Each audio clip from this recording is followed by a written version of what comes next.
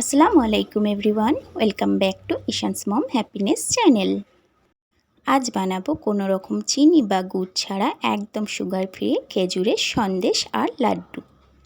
তার জন্য আমি এক বাটি খেজুর নিয়েছি, আর এদিকে বাটির মধ্যে তিল নিয়েছি, আর কিছুটা ড্রাই ফ্রুটস নিয়ে নিয়েছি। আমার কাছে যেগুলো ছিল ড্রাই ফ্রুটস সেগুলোই নিয়ে নিয়েছি। আপনাদের কাছে যা যা ড্রাই ফ্রুটস থাকবে আপনারা সেগুলোই ইউজ করতে পারেন। খেজুরগুলোকে খুব ভালোভাবে ধুয়ে নিয়ে দানাগুলোকে আলাদা করে নিয়েছি, আর আলমন্ড আর কাজু বাদামটাকে আমি একটু কেটে নিয়েছি। খেজুরগুলোকে অল্প একটু পানি দিয়ে আমি পেস্ট বানিয়ে নিয়েছি। পানি না দিলে খুব ভালো পেস্ট হতে চায় না।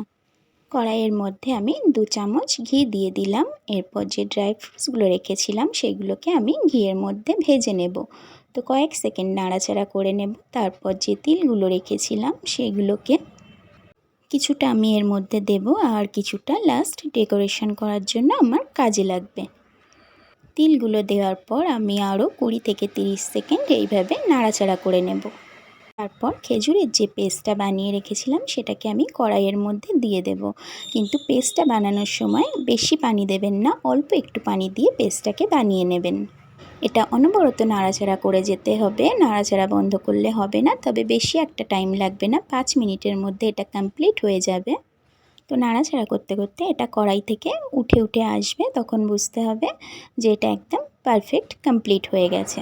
তো এটা আমার 4 থেকে 5 মিনিট সময় লেগেছে। তো গ্যাসের ফ্লেমটাকে আমি অফ করে দিয়ে এটাকে অন্য একটা পাত্রে আমি শিফট করে নেব, যাতে করে এটা খুব তাড়াতাড়ি ঠান্ডা হয়ে যায়।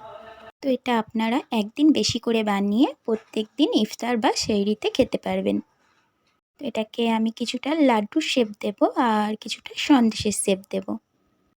তো সন্দেশের শেপ দেওয়ার জন্য এগুলোকে আমি একটু রোল বানিয়ে নেব। তার জন্য অন্য একটা পাত্রে আমি অয়েল ব্রাশ করে নিয়েছি, আর হাতের মধ্যেও আমি একটু অয়েল নিয়ে নিয়েছি। তো এইভাবে করে আমি রোল বানিয়ে নেব। তো এগুলো আপনারা নর্মাল তাপমাত্রায় 1 মাস রেখে খেতে পারবেন। আর এটাকে যদি আপনারা নর্মাল ফ্রিজের মধ্যে রাখেন তাহলে এটাকে আপনারা একদিন বানিয়ে 6 মাস পর্যন্ত খেতে পারবেন।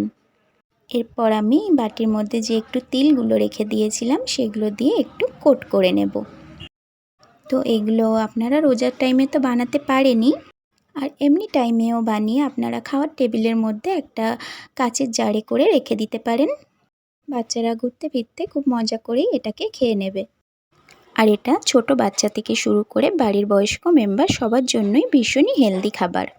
তবে ডক্টরের পরামর্শ অনুযায়ী যাদের খেজুর খাওয়া বারণ আছে তারা কিন্তু অবশ্যই অ্যাভয়েড করবেন। তো এগুলো এখন ভীষণই নরম অবস্থায় আছে, ছুরি দিয়ে কাটলে খুব একটা ভালো শেপ দিতে পারবো না আমি। তো এগুলোকে সেট হওয়ার জন্য আমি ডিপ ফ্রিজে 20 মিনিট রাখবো। বেশিক্ষণ রাখলে কিন্তু শক্ত হয়ে যাবে, তখনও কাটতে অসুবিধা হবে। তো 20 মিনিট পর আমি বার করে সুন্দরভাবে একটা সন্দেশের শেপ দিয়ে নিচ্ছি। কত সুন্দর দেখতে হয়েছে দেখেই বুঝতে পাচ্ছেন। তো এটা যেরকম দেখতে সুন্দর সেই রকম খেতেও ভীষণই টেস্টি, আর সাথে ভীষণই হেলদি। তো আমার রেসিপি ভালো লাগলে আপনারা অবশ্যই একদিন ট্রাই করতে পারেন। তো কিছুটা আমি সন্দেশের শেপ দিয়ে নিয়েছি এইভাবে কেটে, আর কিছুটা আমি লাড্ডু শেপ দিয়ে নিয়েছি। তো এরকম কাঁচের জারের মধ্যে আমি রেখে দেব। তো আমার চ্যানেলে অনেক ইফতার রেসিপি দেওয়া আছে, আপনারা দেখতে চাইলে আমার চ্যানেলটাকে ভিজিট করতে পারেন। আর আমার নেক্সট রেসিপি দেখতে চাইলে আমার চ্যানেলটাকে সাবস্ক্রাইব করে রেখে পাশে থাকা বেল আইকনটা প্রেস করে রাখতে পারেন, যাতে করে যখনই কোনো নতুন ভিডিও আপলোড করব আপনার কাছে নোটিফিকেশান পৌঁছে যাবে। আজকের রেসিপি কেমন লাগলো অবশ্যই কমেন্টে জানাবেন। রমজান মুবারক টু অল অফ ইউ। আল্লাহ হাফেজ।